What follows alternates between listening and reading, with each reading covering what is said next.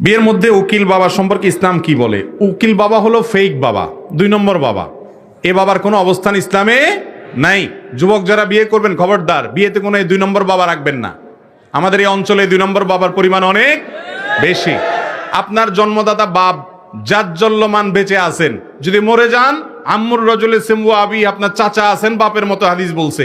আপনার দাদা আছেন, তিনি আপনার বাপের জায়গায়। বড় ভাই আছেন, সেখানে আবার কোত্থেকে কোন নকল বাপ আসছে? জলজন্ত বাপ বসা বিয়ের মজলিসে আরেক বেটার ডাইকায় না বলে যে উনি হলেন উকিল বাপ। লা হাওলা ওয়ালা কুওয়াতা ইল্লা বিল্লাহ। বিয়েতে কোনো উকিল বাপের কোনো সিস্টেম ইসলামে নাই। কিসের উকিল বাপ? বাপ নিজে তার সন্তানকে বিয়ে দিবে, উকিল বাপ আবার কি? এই উকিল বাপের নাম দিয়া ওই মেয়েরা উকিল বাপের সাথে সারা জীবন দেখা সাক্ষাৎ করে, মনে করে বাপ। ওই নকল বাপ নকল সন্তানের কাছ থেকে হাদিয়া তোফা পায়, সারা জীবন বিশেষ কেয়ার পায়, যত্ন পায়, যে উকিল বাপ। এই পুরা জিনিসটাই ফেক এবং 2 নম্বর। কোনো উকিল বাপ